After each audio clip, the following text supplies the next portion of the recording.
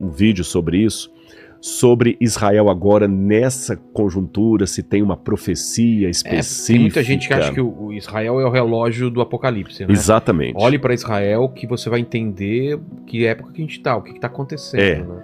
Assim, Terceiro tempo, né? Eu acredito, como eu estou no terceiro grupo, que Deus trouxe a igreja, mas Deus tem um papel, muitos judeus vão aceitar no final. Tem muito judeu sincero, você entendeu? Tem muito judeu que está reconhecendo hoje que Jesus é o Messias. Muitos judeus, muitos. Gente racídica, de paiote, de preto, fala assim, olha, eu reconheci que Jesus é o Messias, tanto no judaísmo quanto no islamismo. Ah, é? Que são as duas religiões dos descendentes de Abraão, né? Porque o Ismael também era de Abraão. Teve um mesmo que reconheceu que Jesus era Deus pelo Alcorão. Como assim? Ele falou assim, escuta, eu comecei a ler no Alcorão... Que é um profeta, né? Ele é um profeta. E Jesus tem vários milagres no Alcorão, Maomé não tem nenhum. No Alcorão, Jesus nasceu de uma virgem sem pecado. Maomé nasceu de uma mulher pecadora. Então, Jesus é máxima de Maomé, tá alguma coisa errada. Por que Maomé é o maior dos profetas? Com base no Alcorão, ele foi procurar a Bíblia. Tem muitas pessoas do islamismo que estão sonhando com o mesmo padrão de sonho, o homem de branco que aparece. Então, só um parênteses rápido, está tendo todo esse movimento do eixo do mal, mas o eixo do bem também está movimentando no mundo. Existem muitas pessoas dentro dos países muçulmanos que estão tendo sonhos com um homem chamado Issa. Issa é Jesus em árabe, e Issa está falando com eles sobre o evangelho, e estão alguns que coisa maravilhosa. E já estão aceitando Jesus, mas continuam vivendo lá para não serem mortos pela família. Então Deus tem a manifestação do Espírito. Agora, com relação a esse papel profético, embora, como eu falei, por ser do terceiro grupo, que acredita que Deus tem um carinho por Israel e muitos vão aceitar, que a gente tem que fazer um trabalho de testemunho, eu explico com muito carinho, de testemunho de que maneira. Eu tenho amigos rabinos, Rabino Ventura, o Ravissani, conheci o Rabino Dudu, tem rabinos lá em Jerusalém, eles sabem que eu creio em Jesus. Então, como é que eu vou falar de Jesus para eles? Eu vou mostrar para eles que Jesus não é antissemita, Jesus era judeu, e de maneira que eles tenham um apreço por Jesus e queiram saber mais dele, através de mim, e não a barreira, porque o cristianismo fez a pior propaganda de Jesus para os judeus. Eles mataram os judeus em nome de um judeu. A Inquisição espanhola, você entendeu? Você matou o Jesus. Você perseguindo. Então houve muitos judeus. O ranço que muitos judeus têm, por exemplo, da cruz, é criado pelo cristianismo, que, sabe, e que tirou Jesus do judaísmo e acabou com o povo judeu. Então hoje o meu papel de testemunhar sobre Jesus é mostrar para eles que eu aceito a fé de Abraão por causa de um judeu que eu creio ser o Messias. A única coisa que me separa do judaísmo é que para mim o Messias veio. Essa é a diferença. E aí, se eles não aceitarem Jesus, eu oro a Deus, porque, como eu falei, é o Espírito Santo que vai convencer, não é o Rodrigo. Aí entra aquele negócio que eu falei. Agora, com relação ao papel profético... Que o pessoal falou que o pessoal está te perguntando. Muita gente está perguntando nas redes sociais agora, e tal. Veja bem, vamos pegar desde lá de trás. Quando o judaísmo falava das primeiras profecias apocalípticas, o livro de Daniel, por exemplo, que é o movimento apocalíptico, alguns livros de Qumran, eles sabiam que o Messias ia vir e que antes da vinda do Messias, isso está nos livros do Mar Morto, nos pergaminhos do Mar Morto, que haveria as dores de parto de uma mulher. A mulher ia dar a luz em meio a dores, e essa linguagem do judaísmo, Jesus vai usá-la. Você sabe que cada mulher é uma mulher na hora de dar a luz. Sim. Tem mulher que ela começa a ter a contração 40 minutos depois o menino está nascendo. Eu dei palestra um dia num lugar que para fazer essa ilustração, eu falei o seguinte: quem aqui deu a luz com 2 horas? Uma falou assim: eu dei a luz com 1 hora. 1 hora me nasceu. Eu falei: quem mais? Uma levantou a mão e falou assim: a minha ficou 3 dias de trabalho de parto. Nossa. Eu nunca vi um negócio desse. Para mim, o recorde que eu tinha visto até agora é uma mulher que ficou 18 horas. Uma amiga minha que ela ficou 18 horas em trabalho de parto. E as contrações, elas vão apertando. Quando a mulher entra em trabalho de parto, que a contração começa, você só sabe que a criança vai nascer. Mas pode ser na próxima 1 hora ou na próxima 18 horas, ou se for o caso dessa lá, 3 dias. Sim. Então, os judeus sabiam que antes da volta do Messias, haveria as dores do parto. E há uma discussão no judaísmo como o Messias deveria vir. O Talmud diz isso. Ele vai vir no céu com poder e grande glória, como diz o livro de Daniel, ou vai vir humilde num jumentinho, como diz o profeta Zacarias. Aí tinha várias linhas. Alguns judeus achavam que iam vir 2 Messias, um Messias filho de José, outro Messias da descendência de Judá. Cada um tinha uma linha. Bom, mas Jesus veio. E Jesus falou que haveria 2 vindas do Messias. A primeira, que ele veio humilde, e a segunda, que ele voltará. E entre uma e outra, nós perceberíamos a outra pelas dores de parto. Que Jesus fala, quando ouvirem falar de guerras, rumores de guerra, terremotos, é o princípio das dores. Ele usou a mesma linguagem. Aí veio a igreja cristã primitiva. Os primeiros leitores do Apocalipse, das cartas de Paulo, que viveram no 2º século de nossa era, os chamados pais da igreja, nenhum deles interpretou que o anticristo viria de Israel, não. Eles deixaram bem claro o seguinte: o anticristo virá de Roma. O anticristo virá de Roma. Que era o povo que oprimia os judeus? Exatamente. Exatamente. E o anticristo vai ser justamente quando o cristianismo der as mãos para Roma. Até, se não me engano, achou o pastor Júnior, que teve aqui, o Paulo Júnior. Paulo Júnior. Acho que foi dele que eu vi um recorte aqui, que ele falou, e eu concordei muito com essa visão dele. Então você vê que fala ali que era de Roma. Não estou falando que ele crê exatamente como eu creio, mas esse recorte que eu vi foi um recorte, foi um short ali. Roma. E os cristãos já esperavam que no futuro haveria uma quebra de aliança do cristianismo, semelhante àquela que houve no judaísmo, onde o cristianismo se institucionaria unindo-se com Roma. Pô. Tanto é que no Apocalipse, Roma é exemplificada como sendo um dragão de 7 cabeças que persegue a mulher, que é o povo de Deus que dá a luz ao Messias. E João vê, no capítulo 12 do Apocalipse, essa mulher vestida de branco, fugindo do dragão para o deserto. O dragão não pode atingi-la no deserto, então sabe quem que ele manda? A besta do Apocalipse. Peraí. Tá. A besta do Apocalipse não é o anticristo. É o anticristo. É o anticristo. É o anticristo. Tá. Mas olha que interessante, já que o Apocalipse é linguagem simbólica, vamos destrinchar isso aqui. A mulher, que a gente sabe pela literatura que é o povo de Deus. O fato dela estar gritando para dar a luz ao Messias, lembra que eu falei as contrações de parto, que o Messias vem, vai aumentando? Quando o Messias nasce, ele é arrebatado para o céu, de acordo com essa profecia do Apocalipse. E a mulher foge do dragão. O dragão fica irado e vai perseguir a mulher. É Roma perseguindo o povo de Deus. Aí a Bíblia fala que a mulher foge para o deserto e o dragão não pode atingi-la. Como o dragão não pode atingi-la, ele fica em pé na areia do mar e sobe do mar a besta, que é o anticristo. Que é o... Como chama aquele demônio do mar lá? O famoso, não sei. Demônio do mar? Tem um... Como? Que Cthulhu? Cthulhu é Lovecraft. Vou lembrar que Tá. Hã? Leviatã, sim, a serpente do mar. Paquito, de onde vem esse conhecimento, Paquito? Leviatã. Cara, o conhecimento esteve sempre aqui. Exato. É uma questão de humildade que não falou. Ele mandou um Cthulhu no começo e depois consertou. O Leviatã, que é o Lotan, como eles falam, que é a serpente do mar. Exato. E é interessante que sempre na literatura antiga, ugarítica, o mal é representado por 2 monstros, do mar e da terra. E no Apocalipse tem 2 bestas, uma do mar e outra da terra, que é o anticristo. Essa besta vai pro deserto perseguir a mulher. Só que a cena do Apocalipse congela aí. Para, igual o cinema lá de Portugal. Sei, dá uma pausa. Quando você vai lá no capítulo 17, o anjo vira para João e fala o seguinte: vamos até o deserto, que eu vou te mostrar o julgamento da grande prostituta. Que se prostituiu com os reis da terra.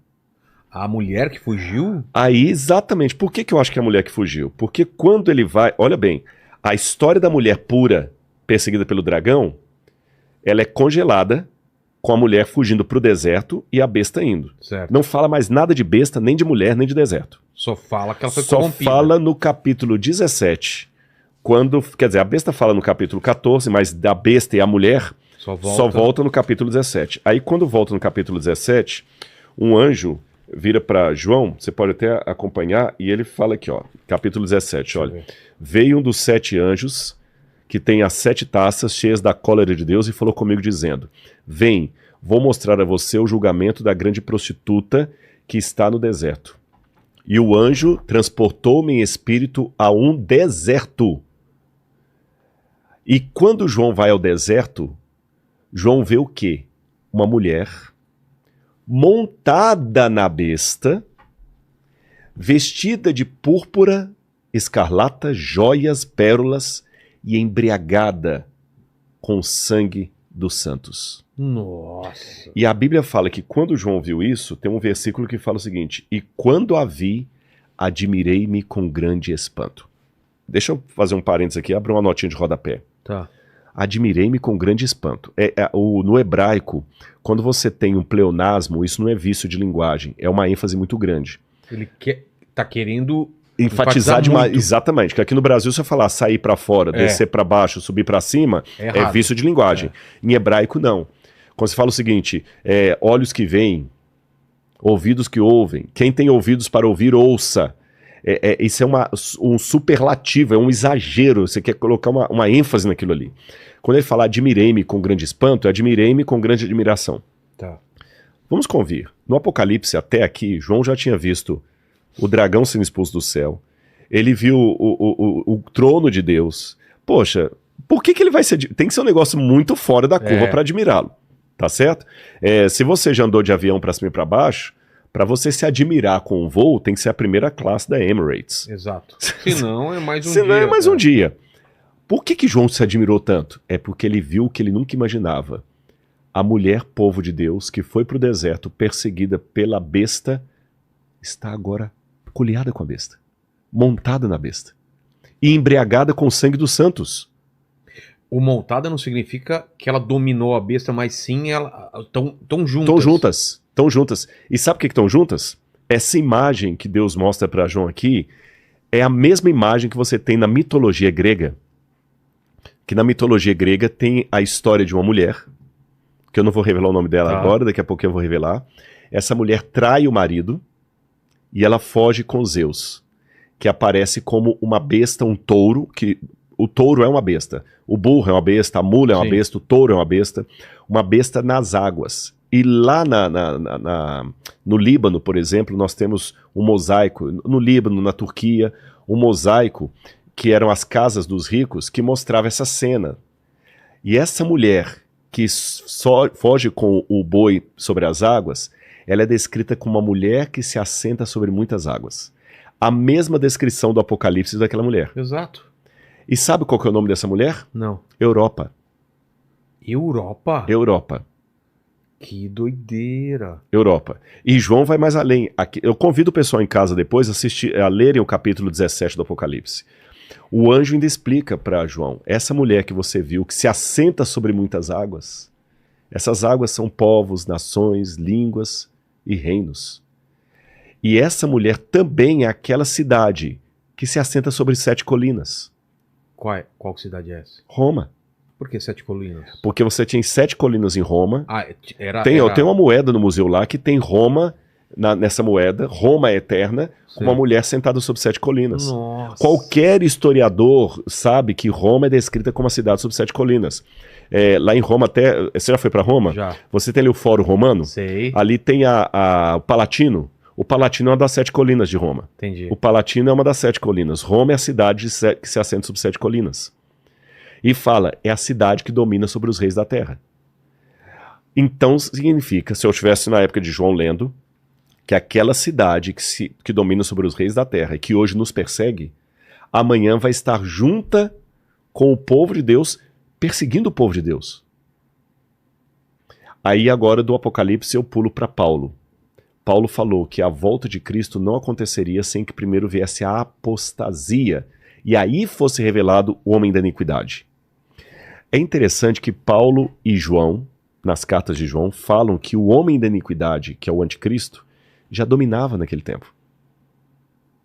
Ele fala porque ele já domina e esse poder já opera e já está entre nós. Nas cartas, João... Pode ir.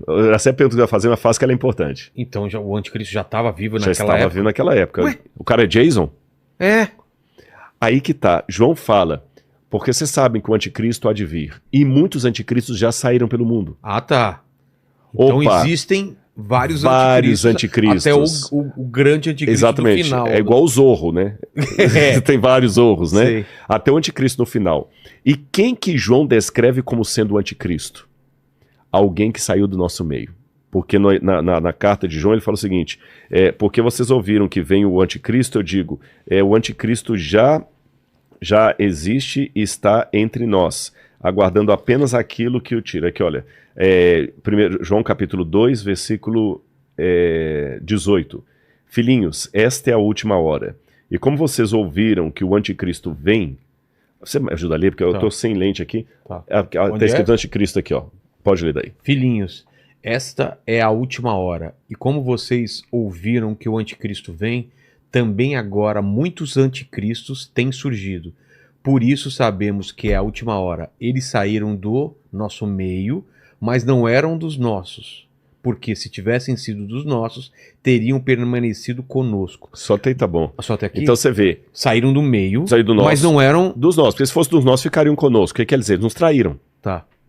Você entendeu? Como se fala o seguinte, olha, o fulano de tal, a gente é parceria, mas esse saiu da empresa porque ele era traído. Paquito. Vamos usar o Paquito tá aqui ainda, Paquito né? tá aqui. Tá no 1000 aí, né? Aqui, mas não vai Mil ainda, passará, 2000 não chegará. Exato. Mas então, Paulo, ele falou, eles já existem. E saíram do nosso meio. Quem que eram os anticristos que estavam saindo do meio do cristianismo ali? Pessoas que estavam negando a doutrina dos apóstolos. Mas tem nomes ou é em geral? Algum Era em grande? geral. A gente sabe pela história que tinha Cerinto, Ah, tá. tinha Polícrates e outros mais gnósticos, mestres gnósticos, que começaram a ensinar coisas. Os criadores dos evangelhos apócrifos. Então, seriam dissidentes, Dissidentes então? do cristianismo. Porque não sei se todos, mas alguns apócrifos tentavam ir contra ao que estava no... Nos livros gerais, nos E livros por isso oficiais. foram tirados. Exatamente. Agora olha o que Paulo fala, que eu li João, né? A volta de Jesus não se dará sem que primeiro venha a apostasia. Apostasia é uma palavra grega que significa ruptura, separação, divórcio, quebra de aliança. Tá. Ora, a primeira condição, a condição sine qua non para morrer é estar vivo. Certo. A condição sine qua non para cometer um fratricídio é ter irmão.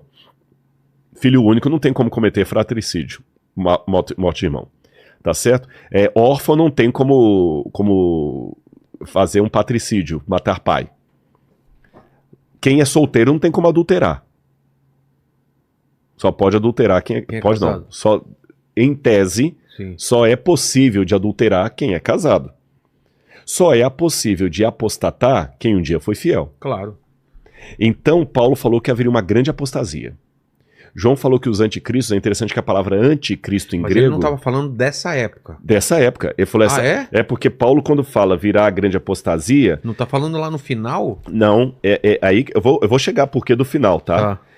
Paulo, quando fala aqui em 1 Timóteo, ele fala o seguinte, que virá a grande apostasia e será revelado o homem da iniquidade, o filho da perdição. Paulo fala justamente... Peraí, eu estava na carta errada aqui. Paulo fala aqui, olha... Lê para mim aqui o verso... Ninguém de um modo, a partir do verso 13 aqui. 13? 3. 2 Tessalonicenses 2, 3 em diante. Finalmente, irmãos? Isso. Finalmente, irmãos, orem por nós, para que a palavra do Senhor se propague e seja glorificada, como aconteceu entre vocês. Orem também para que sejamos livres das pessoas perversas e más, porque a fé não é de todos. Será que aqui o 2 você leu aqui mesmo? Eu li o 3. 2 verso... 2 verso 3. 2 verso 3. Capítulo 3, 2 verso 3. Aham. Cadê aqui? 4, 2... Pode ler o verso 2 se você quiser. 2. Aham. Pedimos que vocês não se deixem demover Isso, facilmente de seu modo de pensar, nem fiquem perturbados, quer por espírito, quer por palavra, quer por carta, como se procedesse de nós, dando a entender que o dia do Senhor já chegou. Aí o 3 agora. O dia do Senhor é a volta de Jesus. Ah, é? Dando a entender A que o dia do segunda. Senhor... É a segunda. Dando a entender que a volta de Jesus já aconteceu. Ele falou, tem gente que está falando que a volta de Jesus já aconteceu. Não aconteceu. Ele está explicando. Por quê? Ninguém, de modo nenhum, os engane, porque isso não acontecerá Isso, a segunda vinda de Cristo não acontecerá. sem que, primeiro, venha a apostasia, Isso, e seja revelado o homem da iniquidade, o filho da perdição. O 4 também? isso, pode ler. O qual se opõe e se levanta contra tudo o que se chama Deus, ou é objeto de culto, a ponto de assentar-se no santuário de Deus, Isso. apresentando-se como se fosse o próprio Deus. Pode, mais Peraí. um versículo, mais um. Vocês não lembram que eu costumava lhes dizer essas coisas quando ainda estava com vocês? E agora vocês sabem que o detém para que ele seja revelado a seu tempo. Você sabe o que o detém agora para que ele seja revelado a seu tempo. Ou seja, tem alguém que está traindo a gente aqui na empresa. A gente ainda não revelou quem é, porque estamos levantando provas. Tá. É isso que está segurando de a gente revelar quem é. Mas quando a gente reunir as provas, nós vamos revelar quem é. Quando eu uso essa linguagem, quando eu reunir as provas, eu vou revelar quem está nos roubando, é porque o roubo já está começando agora. Sim. Então, esse espírito do anticristo já estava na época de Paulo. Já tá. Porque ele falou, Agindo. ele não estava revelado, mas ele seria revelado. E quando é que ele seria revelado? Quando viesse a grande apostasia. Aí lembra o que João também falou lá, isso foi Paulo, né? João falou o seguinte, esses anticristos já saíram do nosso meio e tudo.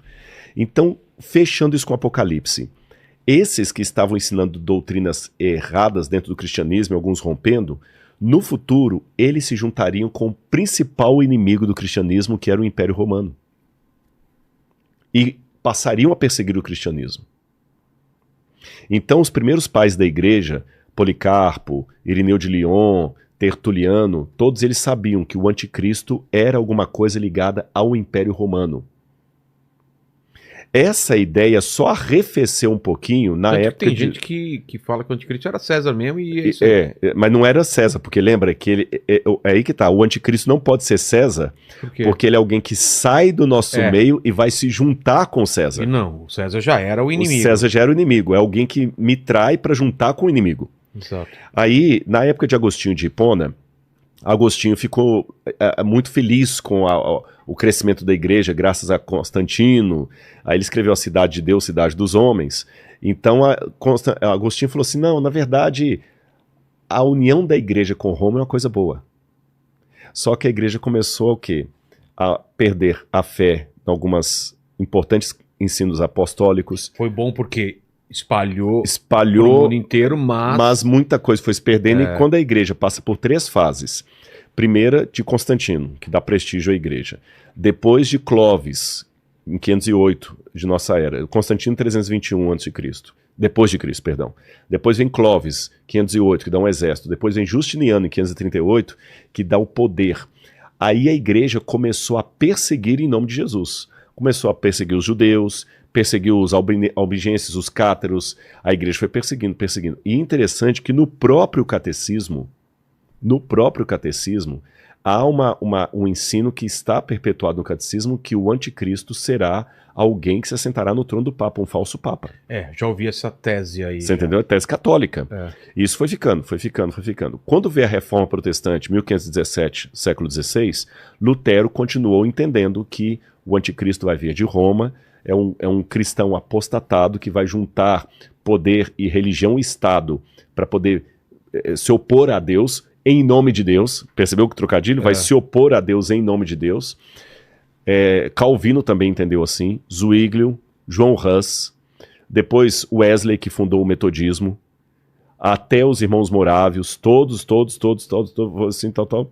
Aí, quando chegou no final do século XIX, 2 padres dominicanos, eu vou lembrar o nome do principal deles agora, tá, daqui a pouquinho vai vir, eles, para tirar um pouquinho o foco, porque estava muito assim, se é Roma, então o papado é o Papa e tal, eles tiraram o foco que o anticristo, na verdade, não tinha nada a ver com Roma, que o anticristo era Nero. E começaram a jogar, foi aí que surgiu pela primeira vez a interpretação pretérita do Apocalipse. Não, o Apocalipse não tem nada a ver com o futuro, tem a ver com o passado, a besta do Apocalipse é Nero, para tirar o foco. E alguns protestantes começaram a beber nessas fontes e também foram tirando o foco. Aí você tem o Darby, que foi um dos primeiros a pregar que o anticristo, na verdade, não tem nada a ver com Roma, que o anticristo vai ser alguém ligado à Europa e com Israel. Aí Israel começou a aparecer. Depois do Darby, que ele fez até uma Bíblia anotada, você teve a Bíblia de Scofield, que começou a falar não é Israel, é o foco, é Israel, é o foco. Depois de Scofield, você teve B.E. Alexander, depois você tem... vou lembrar, tem o Tim LaHaye, é mais recente, mas antes do Tim LaHaye tem o Hal Lindsey. Aí, essa nova visão pegou fogo no mundo evangélico, os protestantes abraçaram isso com força, ela ganhou cinema, ganhou livros. Então hoje uma grande parte dos evangélicos, que é um braço mais recente do protestantismo, que o protestantismo histórico são os batistas, os presbiterianos, luteranos. Aí depois você tem outras igrejas, o movimento pentecostal, da Azusa Street. Eles começaram a abraçar. Essa visão agora, que está muito em voga, diz que haverá 7 anos, a igreja vai ser arrebatada antes para o céu, para não passar pela grande tribulação. A igreja vai ser arrebatada. E quem vai ficar para trás? Pessoas que não estavam prontas para subir com Jesus. E entre esses, os judeus vão ficar para trás para enfrentar o anticristo e ter que reconhecer que Jesus é o Senhor na marra. Eu, particularmente, com muito respeito a quem acredita nisso, eu vejo um grande teor antissemita nessa linguagem. Porque os judeus têm que ficar para trás para se ferrar, né? Entendi. Quer dizer, eles têm que pagar porque eles crucificaram Jesus. No final das contas, quem fica para trás são os judeus. Isso é antissemita. Quem fica aqui para se lascar E o anticristo será alguém. Aí começam as hipóteses. Na época da União Soviética, da Guerra Fria, era muito interessante a pregadores americanos demonizarem a União Soviética. Então o anticristo é um soviético. Muitos filmes do anticristo são soviéticos. A bola da vez agora é a China. Agora tem gente que acha que o anticristo é a China e a China que com a Rússia vai lutar contra Israel e Estados Unidos ali no vale do Armagedon. Que tivemos lá, né? Exatamente e tal. Eu, particularmente, com todo respeito aos que pensam assim, eu não aceito que é esse o epílogo da história desse mundo. Por algumas razões bem rápidas. Primeira delas, isso é uma invenção do século XIX para cá. Finalzinho do século XIX. Você entendendo? Os cristãos de todas as eras, nenhum deles reconheceu isso. A questão da igreja ser arrebatada, que a volta de Jesus é Não, se você perguntar dos grandes revivamentos dos Estados Unidos para trás, Spurgeon, todos os grandes pregadores, Dwight Moody, e ali para trás, Calvino, Lutero, depois mesmo pegando os autores católicos, São Boaventura, Agostinho, até chegar no momento apostólico, nenhum deles tinha essa ideia de o anticristo é um personagem que só vai surgir no final dos tempos. Ah, é? Nenhum deles tem. Nenhum deles tinha a ideia de que a igreja seria arrebatada. Todos, de maneira uníssona, incluindo os católicos, diziam que a volta de Jesus é um acontecimento visível, que todo olho o verá. Até o credo católico diz, né, havia a julgar vivos e mortos. E se você pegar mesmo alguns autores do século XX mais conservadores, como por exemplo Billy Graham, eles ensinavam a volta de Jesus literal no céu com poder e grande glória. Então eu particularmente não vejo essa necessidade de hoje ficar apontando para Israel. Alguns falam, mas está tudo cumprindo, Rodrigo, olha bem, está justamente a China e a União Soviética, Israel e Estados Unidos de um lado de cá se cumprindo, olha, está cumprindo, só que cuidado, a gente tem que olhar, mas com parcimônia, porque algumas coincidências também cumprem.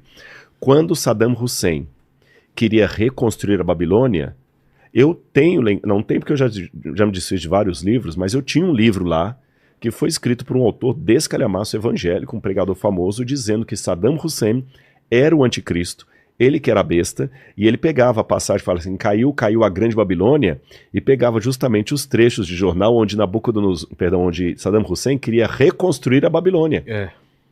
Olha, tá vendo? A Bíblia fala da Babilônia. Eu tenho um grande amigo que eu respeito muito, ele falou, não, mas veja bem, a besta tem que ser... a China, porque o dragão vermelho é símbolo da China. Mas tem vários países que têm símbolo da China. Tem que tomar cuidado mesmo, É. porque tem sinal pra tudo quanto Tem é sinal lado, né? tudo quanto é Saber lado. interpretar, né? Lembra o charge, eu tô tentando lembrar que tinha o Zé Apocalipse. É. Eu esqueci quem que era o cartunista que fazia o Zé Apocalipse. Você que é do métier, de repente até lembra. Não, sei, não era o Caruso. Dá uma olhada, vê se O acha, Zé por favor. Apocalipse. Quem que era o cartunista? Esse cartunista, eu lembro que tinha uma tirazinha que tinha o Zé Apocalipse gritando assim, né? Ronald Reagan é a besta do Apocalipse. Ele, né? Ronald Reagan é a besta do Apocalipse. Aí ele encontra com Aí o outro falou assim, ei, mas você não falou que a besta do Apocalipse antes era o fulano de tal? Ele falou, não, é porque eu trabalho com a versão atualizada dela, né? Então, já... Hã? Do Glauco. É o Glauco. Cada hora tem uma besta do Apocalipse. Então, olha, Nostradamus já foi chamado de besta do verdade, Apocalipse, Hitler, Napoleão, O Steve Jobs, Steve o Jobs, carinha lá do o Windows. Macron, Emmanuel Macron, Como chama lá? o Do Microsoft? Bill Gates, Bill Gates. o Macron da França. É. Então, agora também já estão Aquele pensando... Papa, não esse, o anterior também. né? Agora o Putin. Então, quer dizer, eu prefiro ficar com esse lastro que eu tenho na história do cristianismo. Então, para mim, quando a igreja se juntou com Roma, eu digo isso aqui com muito respeito aos católicos, quando a igreja se juntou com Roma e começou a matar em nome de Deus, cercear liberdades em nome de Deus, proibir a Bíblia do povo, eu não estou inventando isso aqui, gente, há livros católicos que provam isso aqui. Você tem o sino de, acho que é de... Eu quero lembrar de Toulouse, que falava assim, nós proibimos que os cristãos tenham a Bíblia. Foi só depois do Concílio Vaticano II que a igreja teve um movimento do aggiornamento, para usar a frase do Papa João XXIII, que ele já escreveu as encíclicas sociais, e aí veio o Pio VI, que aí, o Paulo VI, aliás, Pio VI foi na época da guerra, o Paulo VI, que aí a igreja começa a se abrir para o mundo. E aí param as missas de ser em latim, começa a ser na língua vernácula. Vira de frente para as pessoas, exatamente. Meu pai falou que era de costa, né? Era de costas. E, então o Concílio Vaticano II que deu essa versão mais light para a igreja, onde você tinha Karl Rahner, que era amigo de Karl Barth, que era protestante. A igreja começa com os movimentos ecumênicos. Mas antes disso, na Inquisição, muita gente foi morta em nome da fé, em nome da cruz, judeus, protestantes.